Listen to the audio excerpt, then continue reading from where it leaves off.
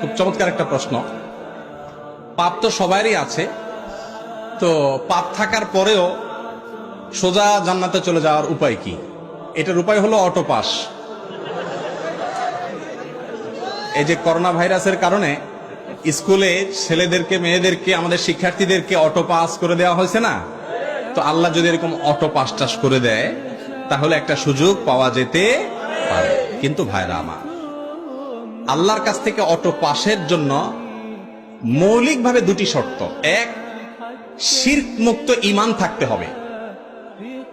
যদি ঈমানের মধ্যে শিরক থাকে তাহলে সেক্ষেত্রে কোনো অবস্থাতে অটো পাসের কোনো সুযোগ নাই। আল্লাহ রাব্বুল আলামিনের কাছে অটো পাস পেতে হলে যেই কাজটি করতে হবে তা হলো শিরক মুক্ত থাকতে হবে। শিরক করে যদি কেউ মারা যায়, আল্লাহ তাআলা আগাম ঘোষণা দিয়েছেন সে অটো পাসটা হবে না, সে সোজা কোথায় যাবে? জাহান্নামে যাবে। ইন্নাল্লাহা লা ইয়াগফিরু আন ইউশরাকা বিহি, আল্লাহর সঙ্গে শিরক করে মারা গেলে, তওবা ছাড়া মারা গেলে তাকে আল্লাহ তাআলা maaf করবেন না।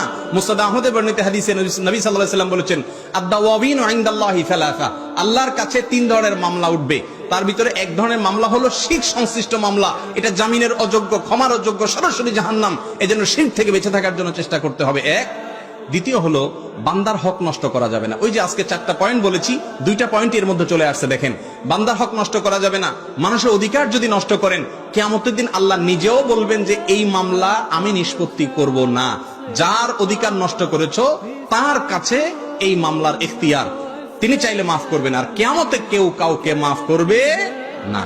নিজের বাবাও ছেলে মেয়েকে মাফ করবে না। ইয়াউমা ইয়াফিরুল মারউ মিন আখি ওয়া উম্মিহি ওয়া আবি। এজন্য ভাইরা আমার, যদি গুনাহ করেও সোজা জান্নাতে যেতে চান, এক, শিরক থেকে বেঁচে থাকবেন।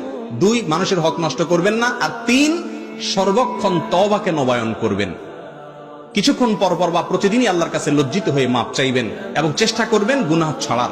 এই কসরত যদি করতে করতে থাকেন, ইনশাআল্লাহ আশা করা যায় পাপের পরেও আল্লাহ তাআলা মাফ করে জান্নাত দিবেন।